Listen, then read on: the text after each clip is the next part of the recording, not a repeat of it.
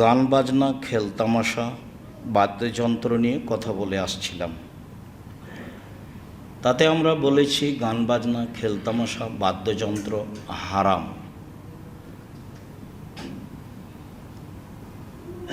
এর মাধ্যম ক্রয় করা হারাম, এর মাধ্যমে পয়সা উপার্জন হারাম, এবং এইটা একটা বড় ধরনের জুয়া।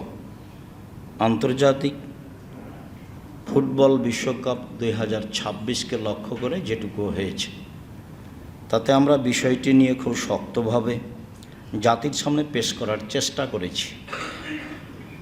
সম্মানিত দিনী ভাই বোন, আমরা বলেছি ঢোল, ঢাক, ডুবি, তবলা, হারমোনিয়াম, সেতারা, দোতারা, একতারা, যত বাদ্যযন্ত্র আছে সব হারাম, যা আল্লাহ তাআলা বলেন হাদিসে কুদসি।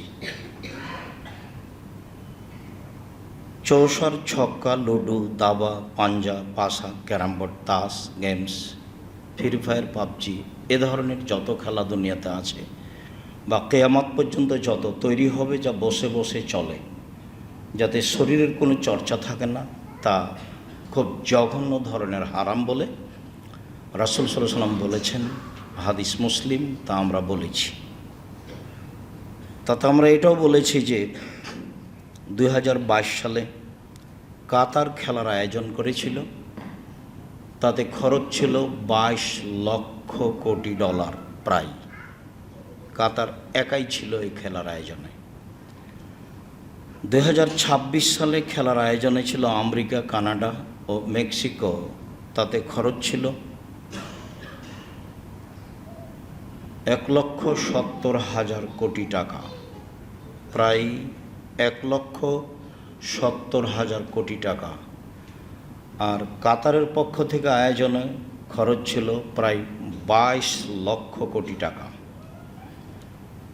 তাদের অনেক প্রস্তুতি নিতে হয়েছিল, হয়তোবা ভবিষ্যতে সৌদি আরবের লোক এই পদক্ষেপ নেবে বলে ধারণা করা হচ্ছে। খেলাধুলা, খেলতামাশা, বাদ্যযন্ত্র, গান বাজনা সম্পূর্ণ টোটালেই হারাম। এ কথা আল্লাহ তাআলা বলেন, এ কথা মুহাম্মদ সাল্লাল্লাহু আলাইহি ওয়াসাল্লাম বলেন, এ কথা হাদিসে কুদসিতে উল্লেখ হয়েছে। আপনি চাইলে জুমার খুতবা আব্দুর রাজ্জাক বিন ইউসুফ বিস্তারিত দেখবেন, আশাবাদী। তাতে বলেছি এই খেলায় অংশগ্রহণ করা তো বহুদূরের কথা, এই খেলার গল্প যেখানে চলে সেখানে বসে থাকাও হারাম। তাতে এই কথা বলা আছে বসে থাকা হারাম।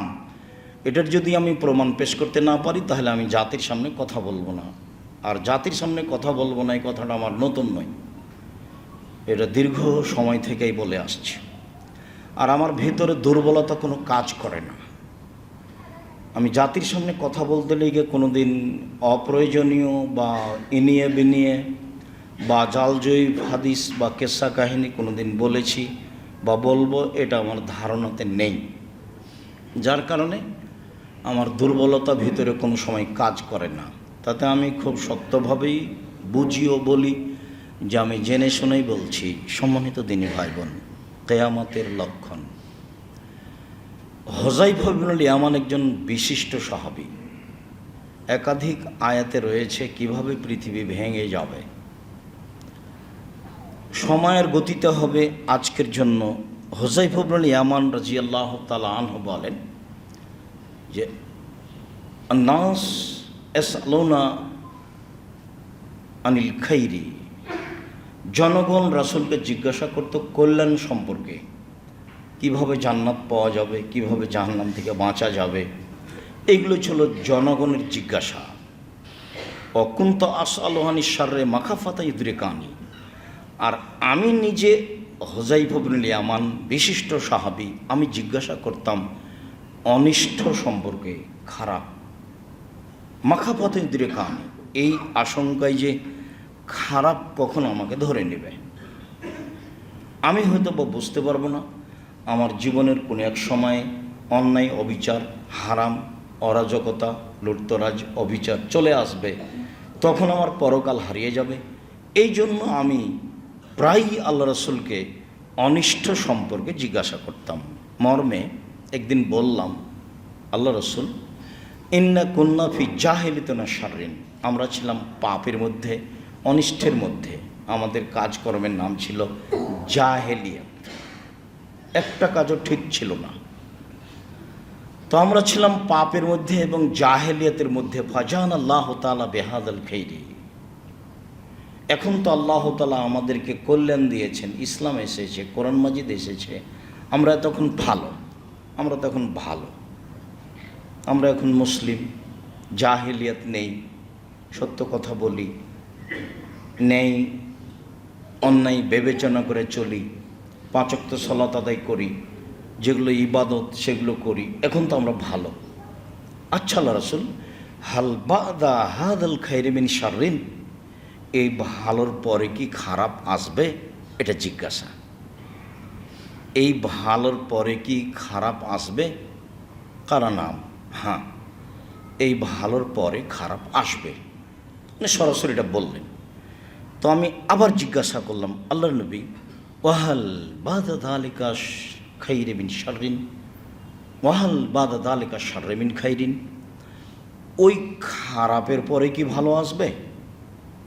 এখন তো ভালো, এরপরে খারাপ আসবে, তো ওই খারাপের পরে কি ভালো আসবে? আল্লাহ নাম। তিনি বললেন হ্যাঁ, অফিহে দেখানুন, ভালো হবে ঘোলাটে, অফিহে দেখানুন, ভালো হবে ঘোলাটে, ভালো হবে ধোঁয়াযুক্ত। তা বললাম মামা দেখানো হোক, ধোঁয়াটে কী জিনিস, ঘোলাটে কী জিনিস, এটা তো বুঝলাম না। তখন আল্লাহ রসুল বলছেন, দেখো, কওমুন ইহতাদুনা বিগাইরি হুদায়া ওয়া ইয়াস্তানুনা বিগাইরি সুন্নতি, আলেম ওলামা জনগণ এক শ্রেণীর মানুষ আমার আদর্শ ছাড়াই অন্য আদর্শে চলে বলবে, এটা রাসূলের আদর্শ। আমার সুন্নাত ছাড়াই অন্য সুন্নাত ধরে বলবে, এটা রাসূলের সুন্নাত। তারিফুনা তুনকিরুনা, তোমরা এটা বুঝতেও পারবে, তোমরা এটা নাকচও করবে না, এটা ঠিক নয়। তাহলে সাহাবীরা নাকাজ করবেন, তাবেঈরা করবেন, তাবেঈরা করবেন, এবং এক শ্রেণীর আলেম কিয়ামত পর্যন্ত এই শিরকে এবং বিদাতকে অস্বীকার করবেন না, এটা হবে না।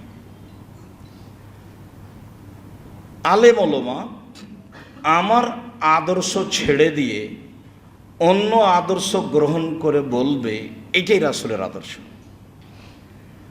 আমার সুন্নাত ছেড়ে দিয়ে অন্য সুন্নাত গ্রহণ করে বলবে, এইটাই রাসূলের সুন্নাত। কিভাবে?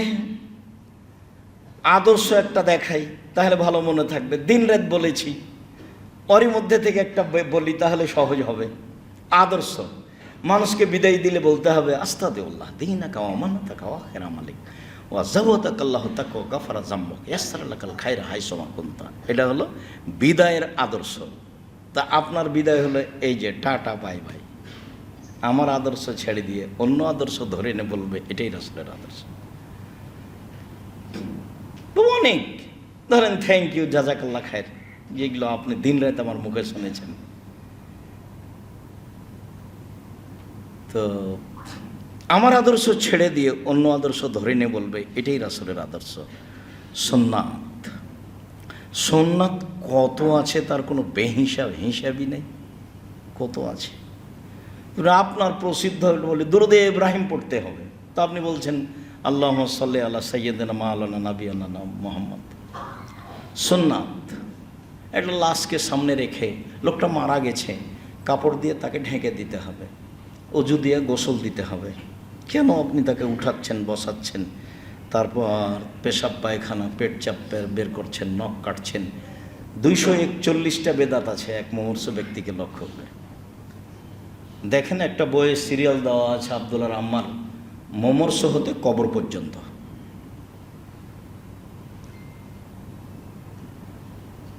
তো আমার সুন্নাত ছেড়ে দিয়ে অন্য সুন্নাত ধরে নে বলবে, এটা রাসূলের সুন্নাত। বুঝলাম। তারপরে আমি বলছি, আল্লাহ রাসূল, হাল বাদা যালিকাল খায়রি মিন শাররিন, ওই ঘোলাটে ভালোর পরে কি খারাপ আসবে? সিরিয়াল বলতে আছে, কারণ না, হ্যাঁ, ওই ঘোলাটে ভালোর পরে খারাপ আসবে, সেটা ধর্মের নামে। দোয়াতুন ইলা আবওয়াবি জাহান্নাম মান আজাবাহু ইলাইহি কাযাবুহু ফিহা।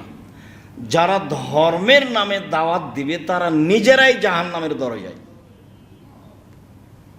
যারাই তাদের ডাকে সাড়া দিবে সবাই জাহান্নামে যাবে। ফলাফলে কিন্তু হাদিস বুখারী মুসলিম। মানে চিন্তা করে বের করতে হবে কে তারা, আমি নাকি? কথা ঠিক নয়, এইখানে আসা যাবে না। কেন? হাদিস বুখারী মুসলিম। কথা এটাই যে এক শ্রেণীর আলেম ওলামা জাহান্নামের দরজায় থেকে মানুষকে বলবে ধর্মের কথা আসেন, যারাই তাদের ডাকে সাড়া দিবে তারাকে তারা জাহান্নামে ঢুকিয়ে দিবে। তখন হুযায়ফা রাদিয়াল্লাহু আনহু বলছেন, সিফহুম লানা, কথাটি বুঝিয়ে বলেন, বুঝলাম না। আলেম ওলামা জাহান্নামের দরজায় থাকবে, তাদের কথায় সাড়া দিলে তারাই মানুষকে জাহান্নামে দিয়ে দিবে? কথা বুঝলাম না, আরও বুঝিয়ে বলেন। তখন রাসূল সাল্লাল্লাহু আলাইহি ওয়াসাল্লাম বলছেন, হুম মিন জিলদাতিনা ওয়া ইয়াতাকাল্লামুনা বিআলসিনাতিনা, তারা হবে সবাই মুসলমান, তারা আমার ভাষায় কথা বলবে, কোরআন হাদিস দিব্যি পড়বে, অনুবাদ করবে, শোনাবে। দেখছেন না কোরআন মাজিদ পড়ে মানুষ বলছে যে নির্বাচনের কথা কোরআন মাজিদে আছে, মিলাদ পড়ে বলছে যে আল্লাহ বলছেন মিলাদ করতে হবে, সাহাবি করলেন না, তাবি করলেন না, তাবি করলেন না, ইমাম আবু হানিফা রাহিমাহুল্লাহ করলেন না, ইমাম শাফি করলেন না, মালিক করলেন না, পৃথিবীর কোনো বড় আলেম করলেন না, বলছে কোরআন মাজিদে আছে। হুম মিন জিলদাতিনা, এটা রাসূলের মুখের ভাষা। ইয়াতাকাল্লামুনা বিআলসিনাতিনা, তারা হবে মুসলমান আমার চামড়ার, তারা আমার ভাষায় কথা বলবে। তখন হুযায়ফা রাদিয়াল্লাহু আনহু বলছেন, ফামা তা'মুরুনি আদরাকানি যালিকা, পরিস্থিতি এমন হলে কি করতে হবে বলেন? তাহলে তো কঠিন হয়ে গেল। আলেম ওলামাই যদি ধর্মের নামে কোরআন হাদিস পেশ করে, তাহলে এখন কি করব বলেন? তখন আল্লাহ রাসূল বলছেন, তালজাম জামাতাল মুসলিমিন ওয়া ইমামাহুম, তখন একটা সঠিক দল এবং সঠিক দলনেতা খুঁজো। তখন হুযায়ফা রাদিয়াল্লাহু আনহু বলছেন, ফাইন লাম ইয়াকুন লাহুম জামাতুন ওয়া ইমামুন, যদি সঠিক দল সঠিক দলনেতা খুঁজে না পাই তাহলে কি করব? চলছে কথা একটার পর শুরু হয়েছে তখন থেকে। তখন বলছেন, ফাতাজিল তিলকাল ফেরাকা কুল্লাহা, সব দলগুলি ছেড়ে দাও, ওয়ান তাউজিব আসলি শাজারাতে, গাছের আড়ে একাই লুকিয়ে থাকো, হাত্তা ইদরিকাল মউত, মরে যাও, আসবে না এখানে। ধর্মের নামে ভুল সিদ্ধান্তে যেতে হবে না, সন্দেহ হলে ফিরে আসতে হবে, বেঁচে থাকার জন্য কোরআন এবং সহিহ হাদিসের আশ্রয় নিতে হবে। আল্লাহ তাআলা বলেছেন, ফাসআলু আহলা যিকরি ইন কুনতুম লা তা'লামুন বিল বাইয়িনাতি ওয়াজ জুবুর, পৃথিবীর মানুষ তোমরা জানা মানুষের নিকটে জানো প্রমাণ সহকারে। প্রমাণ নেই যেখানে, মান্য নেই সেখানে, প্রমাণ যেখানে নেই, মানা সেখানে নেই। ব্যক্তি যত বড়ই হোক, আল্লাহ বললেন জানা মানুষের নিকটে জানো।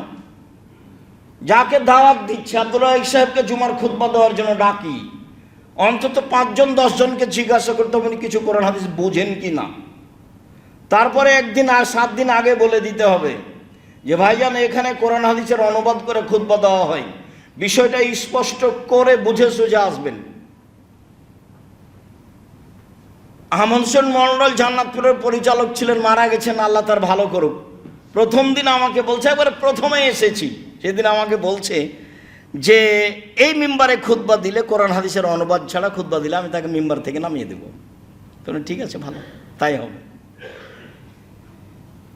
তো ওর এই কথার ভিত্তিতে তখন হাদিস মুখস্থ করে এসে খুতবা দেওয়া হয়। ওই সুবাদেই এভাবে দেখা যায় যে সময় আসলে আলহামদুলিল্লাহ মাশাআল্লাহ অনেক হাদিস বলা যায়। সম্মানিত দিনী ভাই বোন,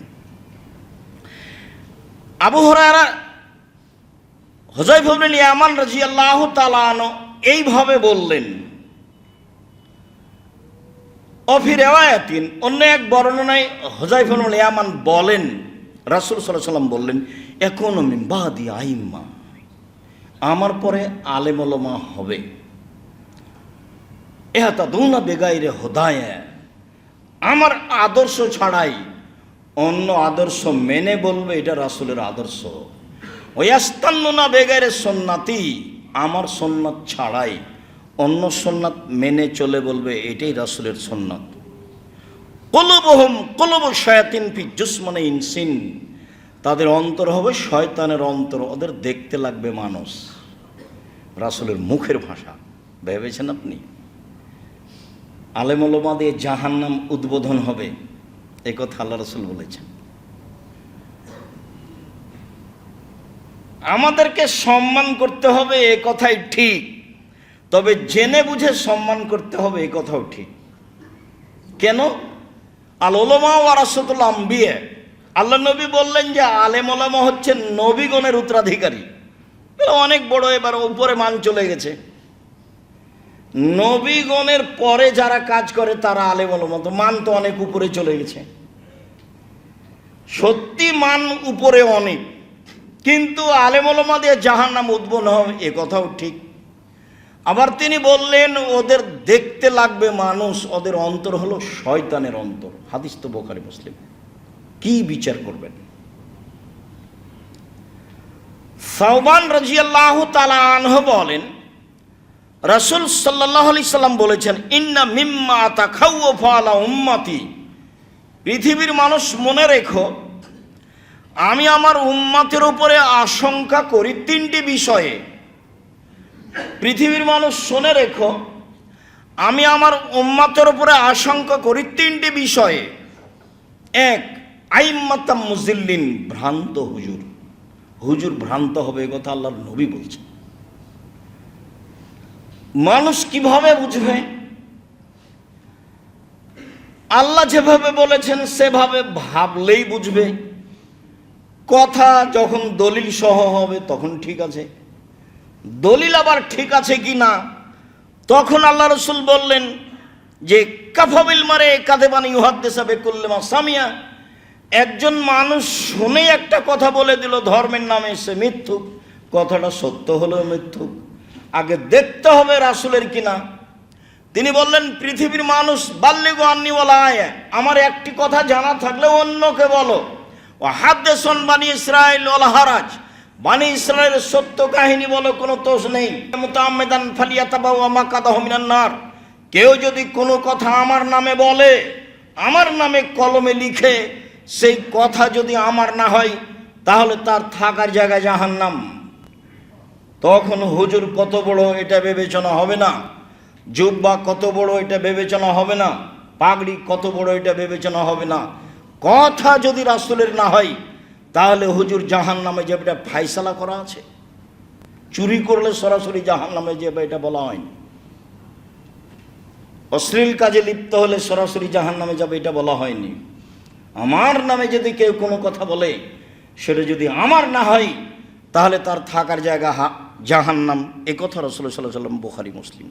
দুই, ওয়া সাতালতাহিকু কাবাইলু মিন উম্মতিয়াল বিল মুশরিকিন, আমার উম্মত হিন্দুদের সাথে মিশে যাবে, এইটা আমার আশঙ্কা। আমি এটা আশঙ্কা করে গেলাম, আমার উম্মত হিন্দুদের সাথে মিশে যাবে। তাদের কৃষ্টি কালচার এদের ভালো লাগবে, তাদের মূর্তিখানায় যেতে এদের ভালো লাগবে, তাদের গান বাজনা বাদ্যযন্ত্র এদের ভালো লাগবে, তাদের সাথে চলাফেরা এদের ভালো লাগবে। আমার উম্মত হিন্দুদের সাথে মিশে যাবে, এটা আমার আশঙ্কা। তিন, সাতাবদ কাবাইলু মিন উম্মতিল আওসান, আমার উম্মত মূর্তি পূজা করবে। এটা আল্লাহ রাসূলের মুখের ভাষা। মূর্তি পূজা, সরস্বতী ভগবতী কালীর নিকটে মাথা নত করলেই মূর্তি পূজা হয়। নেতা নেত্রীর ছবি আপনার বাড়িতে সম্মান সহকারে আছে, কাঁকড়ার মূর্তি আপনার বাসায় আছে, কত সুন্দর করে আপনি একটা আয়না কিনেছেন আপনার স্ত্রী, সে আয়নাটা রুই মাছ, কাতল মাছ, প্লেটটা কিনেছেন চিংড়ি মাছ, কত সুন্দর করে সাজিয়ে রাখছেন যেখানে সেখানে। আমার উম্মত মূর্তি পূজা করবে, মূর্তিকে সম্মান করবে, মূল্যায়ন করবে। এই তিনটে তিনি আশঙ্কা করলেন। এক নম্বরে বললেন ভ্রান্ত হুজুর। এমনিতে এ বিষয়ে বিস্তারিত দেখতে চাইলে বক্তা শ্রোতার পরিচয় বইয়ে আলেমদের পরিচয় এক জায়গায় মোটামুটি দেওয়া আছে। সম্মানিত দিনী ভাই বোন, আবু হুরায়রা রাদিয়াল্লাহু তাআলা আনহু বলেন, রাসূল সাল্লাল্লাহু আলাইহি সাল্লাম বলেছেন, ইয়াকুনু কাবলা সা আইয়ামুন, কিয়ামতের পূর্বে কতগুলি দিন হবে, ইরফাউ ফিহিল ইলম, তাতে বিদ্যা উঠিয়ে নেওয়া হবে, বিদ্যা উঠে যাবে। ওয়া ইয়ানজুলু ফিহিল জাহাল, তাতে মূর্খতা বর্ষণ হবে। বহুদিন বলেছি, আমরা জানি যে বৃষ্টি বর্ষণ হয়, কিন্তু রাসূল সাল্লাল্লাহু আলাইহি ওয়াসাল্লাম বলছেন যে মূর্খতা বর্ষণ হবে, বিদ্যা উঠে যাবে, মূর্খতা বর্ষণ হবে। তারপরে তিনি বলছেন যে ওয়াকসুরাল হারাজ, মারামারি বেড়ে যাবে। এমন সময় আসবে যাতে বিদ্যে উঠে যাবে, মূর্খতা বর্ষণ হবে, মারামারি, হইচই, দাঙ্গামা, হামলা, মামলা, মোকদ্দমা, সব অন্যায়, অবিচার, অরাজকতা সমাজে নেমে আসবে।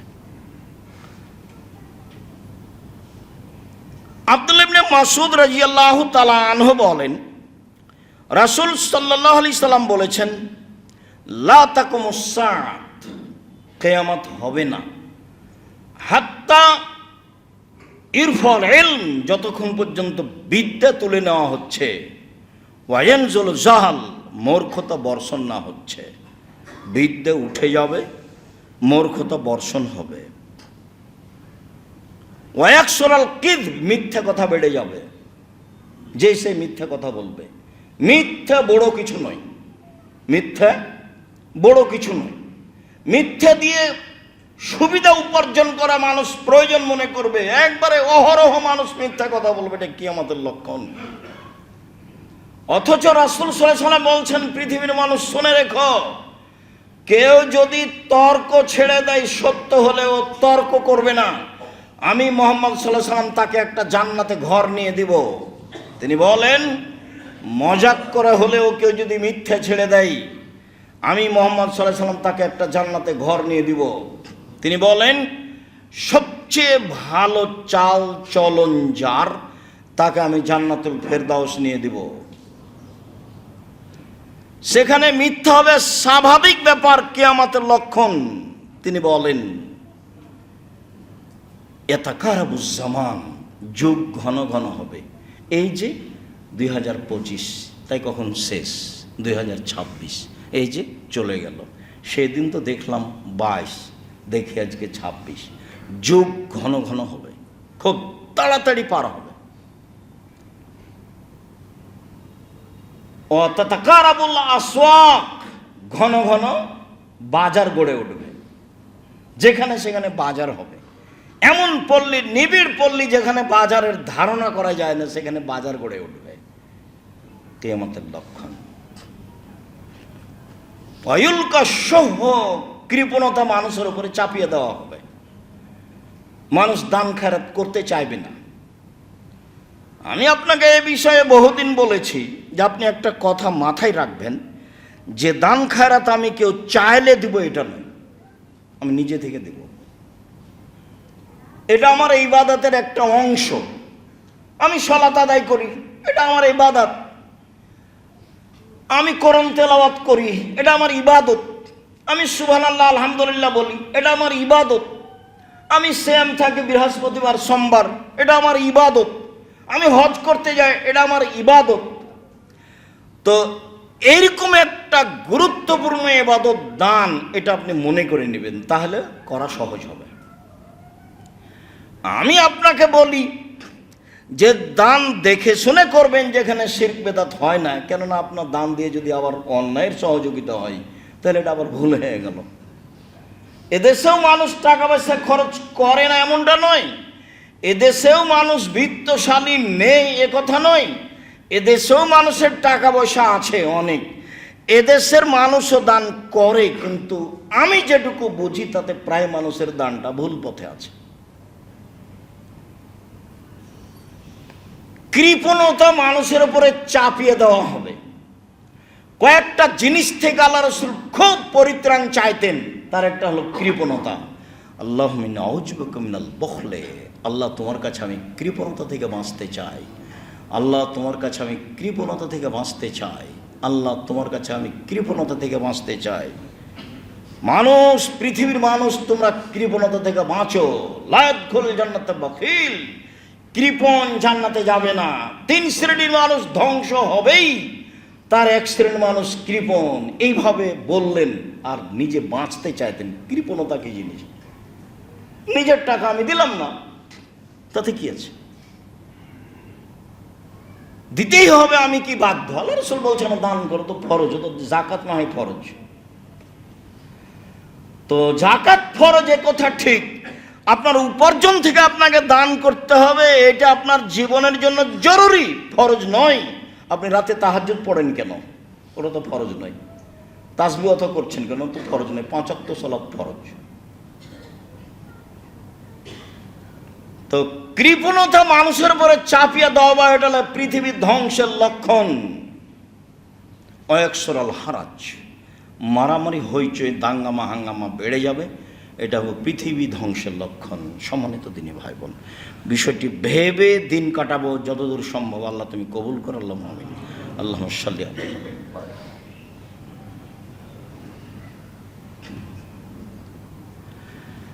আলহামদুলিল্লাহ ওয়াহদা, ওয়াসসালাতু ওয়াসসালামু আলা মান লা নাবিয়্যা বাদা। আবু হুরায়রা রাদিয়াল্লাহু তাআলা আনহু বলেন, রাসূল সাল্লাল্লাহু আলাইহি ওয়াসাল্লাম বলেছেন, ইন্না মিন আসরাতি সাআত, পৃথিবী ধ্বংসের লক্ষণ। এর ফল ইলম, বিদ্যা উঠে যাবে। ওয়াকসরাল জাহাল, মূর্খতা বেড়ে যাবে। ওয়াকসরা শারবুল কামরে, নেশাদার দ্রব্য পান করা বেশি হয়ে যাবে। স্বাভাবিকভাবে মানুষ নেশাদার দ্রব্য পান করবে, যেটা বাস্তব মদ সেটাও, আর যেটা মদের কাছাকাছি সেটাও, বিড়ি তামাক সিগারেট যেটাই হোক না কেন, নেশাদার দ্রব্য পান করা বেশি হয়ে যাবে। ওয়াকিল্লার রেজাল, পুরুষ কমে যাবে। ওয়াকসর নিসা, মহিলা বেশি হয়ে যাবে। পৃথিবী ধ্বংসের লক্ষণ। পুরুষ কমে যাবে, মহিলা বেশি হয়ে যাবে। হাত্তা ইয়াকুনা লি খামসিন ইমরাল কাইমুল ওয়াহিদ, একজন পুরুষের অধীনে থাকবে প্রায় 50 জন নারী। হাদিস বুখারী মুসলিম। সম্মানিত দিনী ভাই বোন, 50 জন নারী কিভাবে থাকবে? তো বিদ্বানেরা বলতে চেয়েছেন যে 50 জন নয়, আরবিতে বেশি বোঝানোর জন্য 70 শব্দ ব্যবহার হয় আর 50 ব্যবহার হয়। তার মানে একজন পুরুষের সাথে হাজারো লাখো মহিলার অবৈধ সম্পর্ক থাকবে। বুখারী মুসলিমে এসেছে, যখন মহিলা বেশি হয়ে যাবে, পুরুষ কমে যাবে, তখন মহিলারে ভুল পদ্ধতিতে অন্যায় করার জন্য তাদের পিছনে ধাওয়া করে তাদের সাথে অন্যায় করবে। এই কথা মুহাম্মদ সাল্লাল্লাহু আলাইহি ওয়াসাল্লাম বলেন। পৃথিবী ধ্বংসের লক্ষণ। মুআয ইবনে জাবাল রাদিয়াল্লাহু তাআলা আনহু বলেন, রাসূল সাল্লাল্লাহু আলাইহি ওয়াসাল্লাম বলেছেন, ইন্না হাযাল আমরা বাদা নবুওয়াতান রাহমা, নেতৃত্ব শুরু হয়েছে নবী দিয়ে ও দয়া দিয়ে। কোন নবীর নেতৃত্ব চলেনি আল্লাহর দয়া ছাড়া। কোন নবীর নেতৃত্ব চলেনি আল্লাহর দয়া ছাড়া। আল্লাহ যখন মূসা আলাইহিস সালামকে বললেন, মূসা, ফিরআউন সীমা লঙ্ঘন করেছে, তুমি সেখানে দাওয়াত দিতে যাও। মূসা আলাইহিস সালাম বললেন, আমার মুখে তোতলা রয়েছে, আমি ভালো স্পষ্ট কথা বলতে পারি না, আমি যাব না। আল্লাহ বললেন, আমি ব্যবস্থা করছি, ঠিক করে দিচ্ছি, তুমি যাও। মূসা আলাইহিস সালাম বললেন, আমার একটা আপত্তি, অভিযোগ রয়েছে তাদের পক্ষ থেকে আমার উপরে। 1 থাপ্পড়ে আমি মানুষ মেরেছি, আমি সেখানে গেলে আমাকে মারবে, অতএব আমি যাব না। তখন আল্লাহ বললেন, আমি তোমার সাথে থাকবো, কিভাবে মারবে সেটা দেখব। বলছে, আমার সাহস হয় না, গেলে আমার ভাইকে আমার সাথে দিতে হবে, হারুনকেও দিতে হবে। ঠিক আছে, তাই হলো। হারুন আর তোমরা 2 ভাই যাও, যা বলেছ তাই মেনে নিয়েছি, তবে ওলা তানিয়া ফিজিক্রি, আমাকে ডাকতে কম করো না, না ডাকলে সব উল্টে দেবো। যা বলেছি একটা রাখবো না। নবীর নেতৃত্ব চলেনি আল্লাহর দয়া ছাড়া। খুব স্বাধীনভাবে তিনি গিয়ে বললেন, প্রথম কথা, স্বাধীনতা লাগবে। গরিব মানুষ হলেও নিজ স্বাধীনভাবে দিন পালার মানার একটা গতিবিধি থাকতে হবে।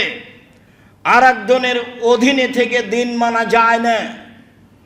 কৃষ্টি, কালচার, নিয়ম, নীতি, কর্ম, আদর্শ ইহুদি খ্রিস্টানদের মেনে চলে স্বাধীন থাকা যায় না।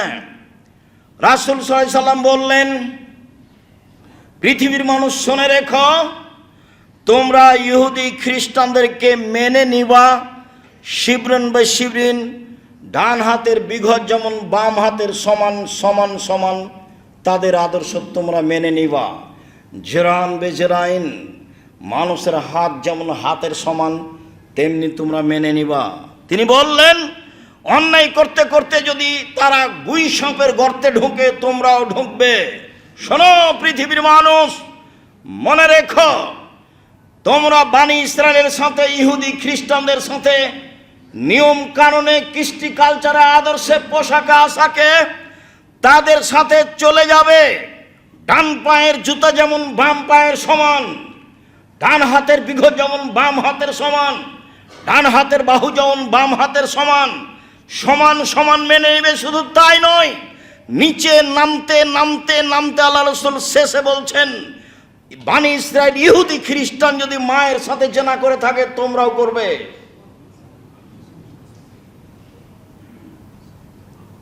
এরা নিজের আদর্শে টিকে থাকতে পারবে না, নিজের ব্যক্তিত্বের উপরে টিকে থাকতে পারবে না, স্বাধীন হয়ে বেঁচে থাকার সুযোগ গ্রহণ করবে না।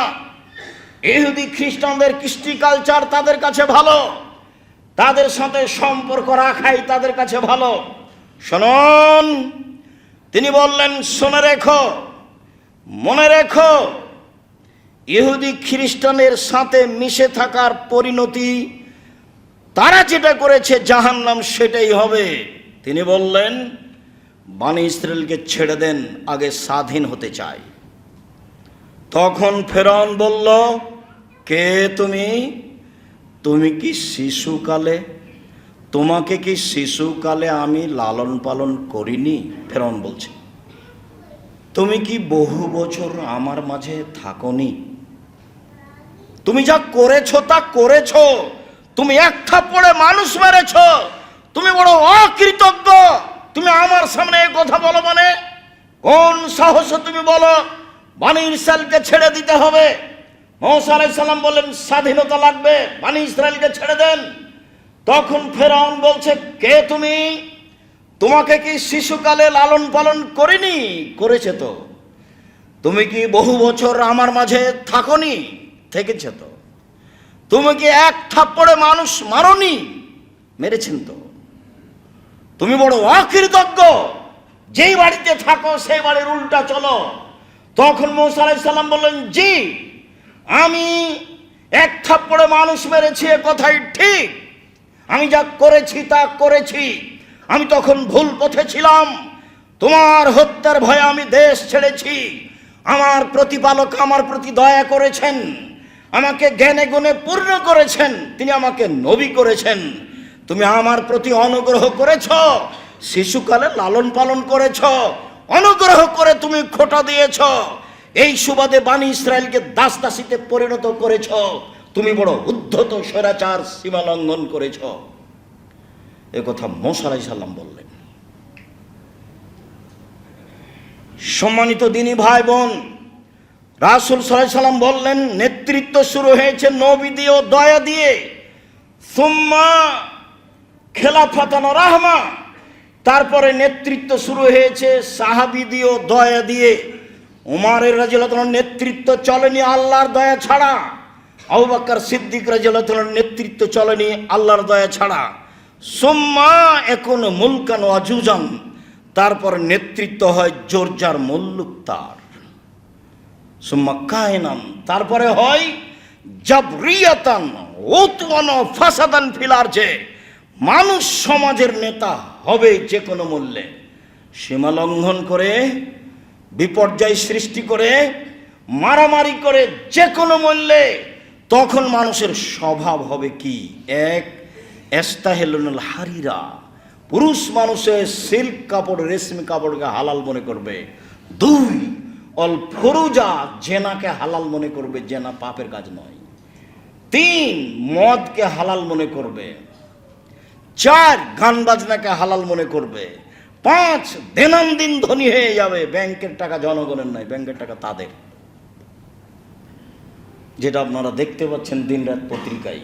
ওয়ুনসারুনা, তাদের সহযোগিতা করা হবে, তারা সাহায্য পাবে, তারা সমাজে এসব টাকা পয়সা দখল করে নিয়ে দাপটে বেঁচে থাকার সুযোগ পাবে। রাসূল সাল্লাল্লাহু আলাইহি ওয়াসাল্লাম এগুলিকে কিয়ামতের লক্ষণ বলে উল্লেখ করলেন। তিনি বললেন, ইয়াতি আলাইকুম জামানুন লা ইয়াদরিল কাতাল ফিমা কাতালা ওয়ালাল মাকতুলু ফিমা কুতিলা। হত্যাকারী বুঝবে না কেন আমি মারছি, নিহত ব্যক্তি বুঝবে না কেন আমি মরলাম। যে মারছে যাকে, সেও জানে না। টাকা দিয়েছে 50,000 অমুককে মেরে আসো, তাই মেরে চলে এসেছে।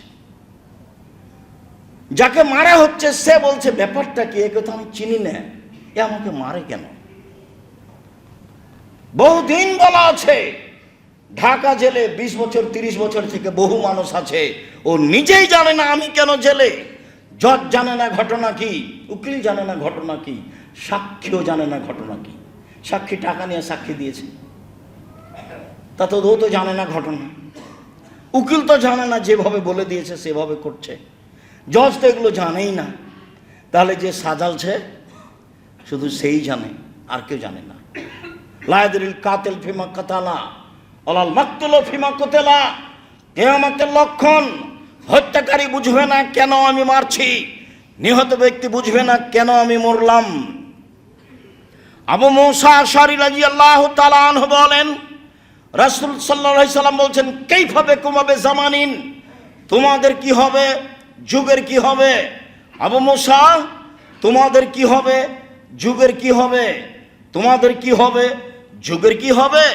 ইগরবালুন নাস গারবালাতান, যেদিন মানুষ মানুষের প্রতি জুলুম, অন্যায়, অবিচার করবে, সেদিন তোমাদের কি হবে, যুগের কি হবে? আবু মুসা, যেদিন মানুষ মানুষের উপরে জুলুম করবে, সেদিন তোমাদের কি হবে, যুগের কি হবে? অতাবকা হোসালাতু মিনান নাস, সমাজে যারা থাকবে তারা আগাছা, তাদের কাছে কোনো বুদ্ধি পাওয়া যাবে না, কোনো সাহায্য সহযোগিতা পাওয়া যাবে না। সেদিন তোমাদের কি হবে, যুগের কি হবে? মারে যাত ওহুদহুম আমানাতহুম, সেদিন মানুষ ওয়াদা অঙ্গীকার পূরণ করবে না, সেদিন মানুষ আমানতদার হবে না। মাদ্রাসার সভাপতি, মসজিদের সভাপতি, স্কুলের দায়িত্বশীল, চেয়ারম্যান, মেম্বার, এমপি, মন্ত্রী, জেল সুপার, যারা যেখানে থাকবে 10-এর পয়সা নির্দ্বিধায় লুটে খাবে। সেদিন তোমাদের কি হবে, সেদিন যুগের কি হবে? সেদিন তোমাদের কি হবে, সেদিন যুগের কি হবে? তখন বলছেন, ফমাতা আমর, আপনি বলেন কি করতে হবে? তখন আল্লাহ রসুল বলছেন যে তা খোঁজো না মা তারিফু না, যেটা ভালো মনে করো সেটা গ্রহণ করিও, অতাজুরু না মাতন কেরো না, যেটা খারাপ মনে করো সেটা ছেড়ে দিও। আলজুম বাইতাকুম, বাড়িতে থেকো, মুখখান বন্ধ রেখো, মুখখান বন্ধ রেখো, বাড়িতে থাকিও। ভালো যেটা বিবেচনায় আছে সেটা গ্রহণ করিও, মন্দ যেটা বিবেচনা আছে সেটা ছেড়ে দিও। মুহাম্মদ সাল্লাল্লাহু আলাইহি সাল্লাম মুখের ভাষায় উত্তর দিলেন। আবু মুসা আশআরী রাদিয়াল্লাহু তাআলা আনহু বলেন, রাসূল সাল্লাল্লাহু আলাইহি সাল্লাম বললেন, শোনো, এমন একদিন চলে আসবে মানুষের সামনে, হাত্তা ইয়াকতুলান নাসু আবাহু ওয়া উম্মাহু ওয়া যাকারাবাতিহি ওয়া ইবনা আখিহি, মানুষ তার পিতাকে মারবে, মানুষ তার ভাইকে মারবে, মানুষ তার ভাইয়ের ছেলেকে মারবে, মানুষ তার নিকট আত্মীয় স্বজনকে মারবে। তখন সাহাবীগণ বলেন কি, লাইসা লানা উকুলুনা, মানুষ পিতাকে মারবে কিভাবে, মানুষ মাকে মারবে কিভাবে? মানুষের বিবেক থাকবে না? মানুষের কি কোনো বিবেকই থাকবে না? তখন বলছেন লা তুনজা উকুল আকসার জালিকা জামান, মানুষের বিবেকই থাকবে না, নেবেন মানুষের বিবেচনাই থাকবে না, বিবেচনা দিয়ে কোনো কাজ করবে না, শুধু অন্যায়, শুধু অন্যায় দিয়ে কাজ করে। ওয়াখলুফুল হাওয়া মিনান নাস, সমাজে যারা কথা বলবে তারা হলো নিম্ন শ্রেণীর মানুষ, বোকা শ্রেণীর মানুষ, কম বুদ্ধির মানুষ। সমাজে যারা কথা বলবে তারা নিম্ন শ্রেণীর মানুষ। আবু হুরায়রা রাদিয়াল্লাহু তাআলা আনহু বলেন, রাসূল সাল্লাল্লাহু আলাইহি সাল্লাম বলেছেন, তাতি আলাইকুম সানাওয়াতুন খাদাতুন, পৃথিবীর মানুষ শুনে রেখো, অচিরেই তোমাদের সামনে চলে আসছে প্রতারণায় পরিপূর্ণ যুগ। যুগের সব কিছুই প্রতারক, সবাই প্রতারক, প্রতারণায় পরিপূর্ণ যুগ, যুগটাই প্রতারণায় পরিপূর্ণ। কেউ কাউকে বিশ্বাস করতে পারবে না। যাকে খুব বিশ্বাস করে আপনি টাকা পয়সা দিয়েছেন, পরের দিন সে টাকা মেরে দিয়েছে। আপনি ভেবেছিলেন মাটির উপরে সবচেয়ে বিশ্বস্ত। আর আমি নিজেও দেখেছি, আমি যখন টাকা পয়সা দিয়েছি তখন আমি মনে করেছি আমিও ফেরেশতা, আর যাকে দিয়েছি সেও ফেরেশতা।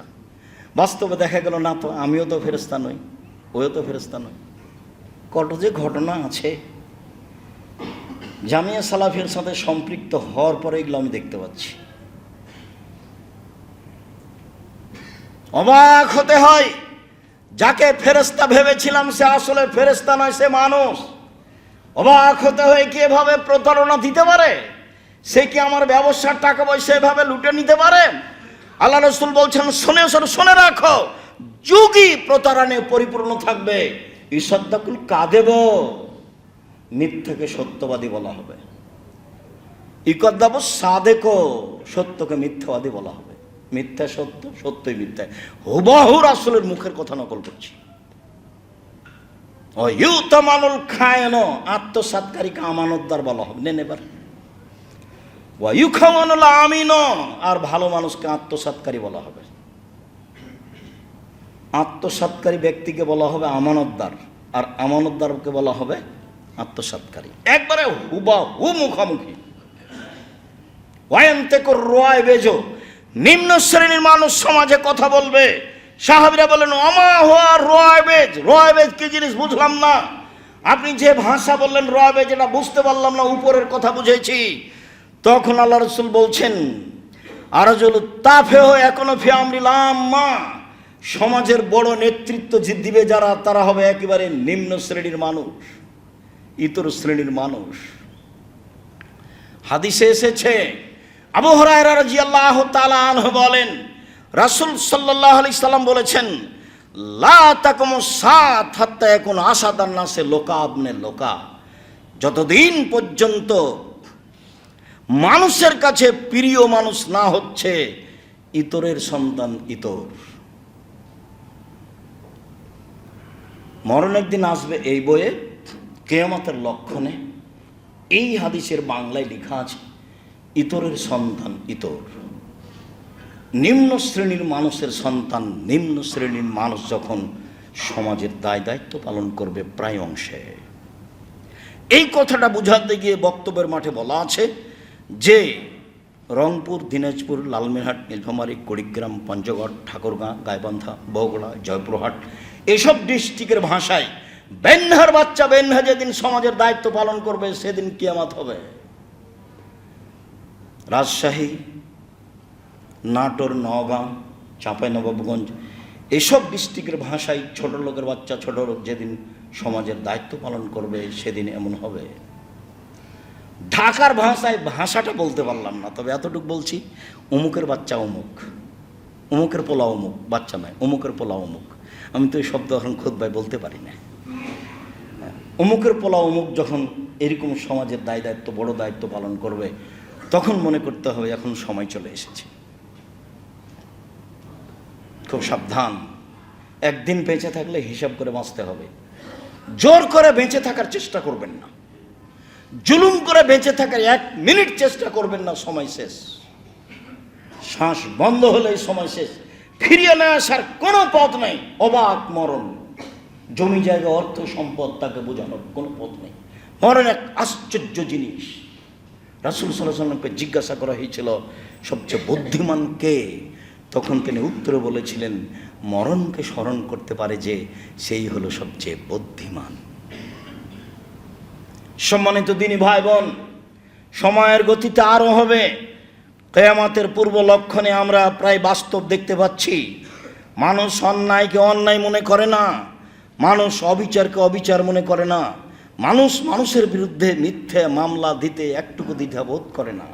একেবারে ঘরে বসে সাজিয়ে সুন্দর করে লিখে দিচ্ছে, যার ব্যাপারে লিখছে সে ঘনক্ষরও জানে না। তার নামে মামলা দিয়ে তাকে জেল হাজতে দিয়ে নিজেকে সফল মনে করছে। এইভাবেই ক্ষমতা চলে আসছে, আরও আসবে। মানুষ পশু প্রাণীর মতন হয়ে যাবে, অন্যায় অবিচার বেড়ে যাবে, অরাজকতা বেড়ে যাবে, লুটতরাজ বেড়ে যাবে, জেনা বেড়ে যাবে, মদ পান বেশি হয়ে যাবে, অন্যায় অবিচার উঠে যাবে, বেশি হয়ে যাবে, বিদ্যা উঠে যাবে। যে বিদ্যা আপনার উপকার করতে পারে না সেটা বিদ্যা নয়।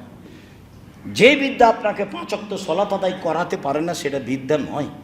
যে বিদ্যা আপনার পোশাক পরিবর্তন করতে পারে না সেটা বিদ্যা নয়। যে বিদ্যা আপনাকে মানুষ হিসাবে মানুষের মতো মানুষ চলতে সহযোগিতা করে না সেটা আপনার বিদ্যা নয়। শিরক বুঝাতে পারে না, বিদাত বুঝাতে পারে না, সুদ বুঝাতে পারে না, ঘুষ বুঝাতে পারে না, জেনা বুঝাতে পারে না, অবিচার বুঝাতে পারে না, সেটা বিদ্যা নয়। সে আপনাকে ফাঁকি দিয়েছে। যার কারণে রাসূল সাল্লাল্লাহু আলাইহি ওয়াসাল্লাম বলতেন, আউযুবিকা মিন ইলমিন লা ইয়ানফা। ওই বিদ্যা চায় না যে বিদ্যা উপকার করে না। তাহলে মানুষের বিদ্যা উপকার করবে না, এই কথাও ঠিক। উনি নিজেই বলছেন যে আমি ওই বিদ্যা চাই না যে বিদ্যা উপকার করে না। অমিন কালবিন লা ইয়াখশা, ওই অন্তর চায় না যে অন্তর আল্লাহর ভয়ে কাঁদে না। অমিন নাফসিন লা তাসবা, ওই আত্মা চায় না যে আত্মা তৃপ্তি লাভ করে না। খালি আরো খালি আরো খালি আরো, এই আত্মা আমি চাই না। অমিন দাওয়াতিন লা ইস্তাজাবু লাহা, ওই দোয়া করতে চায় না যে দোয়া কবুল হয় না। যখন তখন বলতেন, সালাম ফিরার পূর্বে বলতেন, ওই বিদ্যা চায় না যে বিদ্যা উপকার করে না। ওই অন্তর চায় না যে অন্তর আল্লাহর ভয়ে কাঁদে না। ওই আত্মা চায় না যে আত্মা তৃপ্তি লাভ করে না। ওই দোয়া তোমার দরবারে করতে চায় না যে দোয়া কবুল হয় না।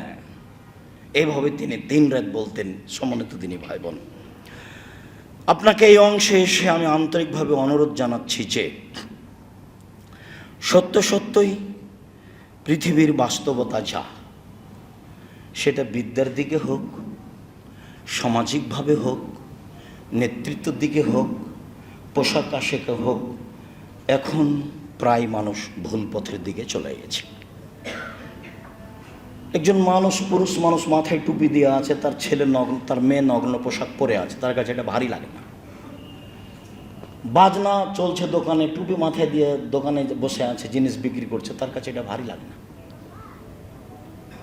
পিতে স্কুলে মঞ্চে বসে আছে, মেয়ে নাচছে, তার কাছে এটা ভারী লাগে না, বরং খুশি যে আমার মেয়ে ভালো নাচতে পারে। অবাক কথা। আপনি বলেন বিদ্যা কি জিনিস? বিদ্যা যদি মানুষের ক্ষতি করে তাহলে সেটা বিদ্যা নয়। মর্মে খুতবার শেষে এসে আন্তরিকভাবে অনুরোধ জানাচ্ছি যে কিয়ামতের লক্ষণ আমাদের মাঝে প্রায় বিরাজ করছে। মর্মে সতর্ক হই। রাসূল সাল্লাল্লাহু আলাইহি ওয়াসাল্লাম বলছেন, কবর দেখে কোনো কোনো মানুষ কবরের উপরে গড়াগড়ি পারবে, পরিবেশ পরিস্থিতি এত জটিল খারাপ হবে, আর আফসোস করে বলবে, আমি কেন মরলাম না, এই কবরটা আমার কেন হলো না, আমি কেন মরলাম না, এই কবরটা আমার কেন হলো না। এক শ্রেণীর মানুষ পরিস্থিতিতে আফসোস করে কবরবাসীর কবরে যাওয়ার বলবে যে আমি যদি এই কবরবাসী হতাম তাহলে তো আমি সব ঝামেলার মধ্যে থাকতাম না। দিন দিন দিন যত যাবে পরিবেশ পরিস্থিতি তত কঠিন হবে, অন্যায় অবিচার সমাজে তত বেশি হবে, জেনা চুরি ডাকাতি সমাজে তত বেশি হবে। মর্মে সম্ভবপর প্রাণপণে বেঁচে থাকার চেষ্টা করি, আল্লাহ তৌফিক দান করুক। মর্মে পরামর্শ, হিসাব নিকাশ করে বিবেচনা করে দিন কাটাই। 1, 2, এই মসজিদের সাথেই হিফজখানা চলে, এইটাকে হিফজখানার সাথে সাথে এখানে যেন কেতাবখানা থাকে, কোরআন হাদিস শিক্ষা দেওয়া হয়, এই ব্যবস্থা নিতে হবে। কেন? এদেশের লোক হিফজকে বিদ্যা মনে করেছে, মূলত হিফজ বিদ্যা নয়। একটা ছেলে হাফেজ হয়েছে, তো ওর সূরা বাকারা মুখস্থ আছে আর আপনার সূরা নাস মুখস্থ আছে। পার্থক্য এই যে ওর বেশি আর আপনার কম। আপনিও যেমন জানেন না, ওই তেমন কিছু জানেন না। হিফজ যদি শেষ হয়ে যায় দিয়ে মাথায় রুমাল দিয়ে ঘুরে বেড়াই, তাহলে বুঝতে হবে যে আপনার ছেলের হাঁটুর উপরে মেরে ওকে হাঁটু অচল করে দেওয়ার জন্য চলতে না পারে, বাকি জীবনও মানুষের বাড়িতে খাবে, মাথায় টুপি দিয়ে চেয়ে বেড়াবে। কাজে মূলত হিফজ কোনো বিদ্যা নয়। যারা ধনী মানুষ চাকরি রিটায়ার্ড হয়ে গেছে বলছে আমার বাপের নামে একটা হিফজখানা খুলেছি, বলুন হিসাব হিফজ দিয়ে আপনি কি করবেন? ও তো কোরআন হাদিস বুঝে না। আপনার মধ্যে আর তার মধ্যে পার্থক্য কি বলেন তো দেখি? আপনার সূরা ফালাক মুখস্থ আছে আর ওর কি আছে? সূরা বাকারা। আপনিও যেমন জানেন না কিছু, ওইও তেমন জানেন না কিছু, দোনোকে দোনো বারাবার হয়। বরং অনেক সময় আপনি তো কিছু দিন ধর্ম চর্চা করেন, ও মানুষের বাড়িতে খাওয়ার তালে দিন ধর্ম চর্চা করে না, তাকে পড়ানো লাগে না। কমই লাইনে পড়ালে তো খুব দেখতে হয়। আমরা 90 সাল থেকে 88 আগস্টের 20 তারিখ রোজ বুধবার থেকে শিক্ষকতা করি, 88 আগস্টের 20 তারিখ রোজ বুধবার থেকে।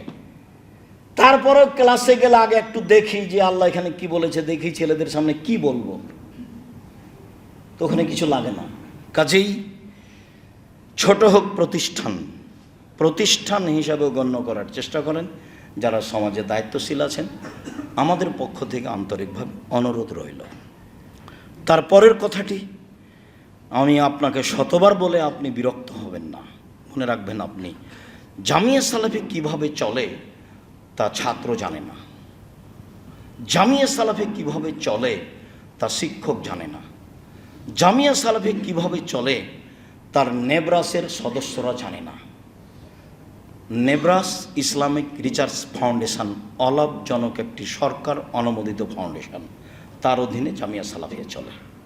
সব জামিয়া সালাফিয়া ঢাকা, জামিয়া সালাফিয়া দিনাজপুর, জামিয়া সালাফিয়া রাজশাহী, জামিয়া সালাফিয়া চট্টগ্রাম, সময়ের গতিতে যেটা যখন গড়ে উঠবে সব নেব্রাসের অধীনে চলে।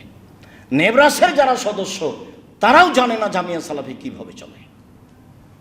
সরকারভাবে অডিট হয়, সরকারিভাবে হিসাব রক্ষকরা বুঝে কিভাবে চলে, কিভাবে তাকে হিসাব রেডি করতে হয়। আমি মোটামুটি কিছু বুঝতে পারি। জামিয়া সালাফি বৈদেশিক কোনো সহযোগিতা দিয়ে চলে না। মুসলিম দেশ, মুসলিম কান্ট্রির তার সহযোগিতাতে জামিয়া সালাফি চলে না। দেশের কোনো বিত্তশালী দিয়ে জামিয়া সালাফি চলে না। দেশের সরকারিভাবে সহযোগিতাই চলে না। জামিয়া সালাফি মাসে প্রায় 45 লক্ষ টাকা খরচ হয় বেতন।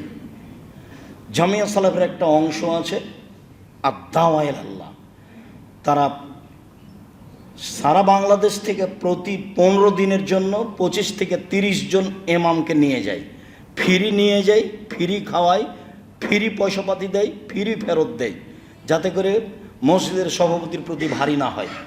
প্রতি 15 দিনের জন্য 25 থেকে 30 জন মানুষ আছে প্রশিক্ষণ দেওয়ার, এর জন্য 6 জন লোক আছে। জামিয়া সালাফি অনলাইন আল ইতিসাম টিভি আছে। জামিয়া সালাফে আপনার আদ-দাওয়া-ইলা আল্লাহ প্রশিক্ষণের ব্যবস্থা আছে। জামিয়া সালাফে প্রায় 700-র অধিক মক্তব চলে। জামিয়া সালাফে 50টা প্রশ্ন উত্তর দিয়ে আল ইতিসাম পত্রিকা আছে। যাওয়ার সময় একটা পত্রিকা হাতে করে যাবেন। আপনি বিশ্বাস করেন, আপনার টাকা দিয়ে আমি পত্রিকা ছাপাই, আমি আমার টাকা দিয়ে, আমার কোনো টাকা নেই, আমরা বাপ কোনো জমিদার নই, আপনার টাকা দিয়ে পত্রিকা ছাপানো হয়। 12 জন খালি মুফতি আছে, আপনার টাকা দিয়ে তাদেরকে রাখা হয়েছে। কেন আপনি পড়েন না? আমার দাবি আপনি পড়বেন। আমার কোনো স্বার্থ নাই। জামিয়া সালাফের আমি 5 পয়সা সুবিধা ভোগ করি না। জামিয়া সালাফের আমি 5 পয়সা সুবিধা ভোগ করি না। আমি জামিয়া সালাফের বেতন নি না, জামিয়া সালাফের আমি দাগদারি না। আমি আল্লাহকে বলছি, আমার মনে বড় সাধ, এই দেশের মাটিতে আমি উন্নত মানের প্রতিষ্ঠান গড়বই গড়ব ইনশাআল্লাহ, যেখানে ছেলে মেয়ে বাংলা, ইংরেজি, আরবি উন্নত মানের শিক্ষা অর্জন করে জাতির অন্যায়ের বিরুদ্ধে লড়বে মুখে কলমে মিডিয়ায়।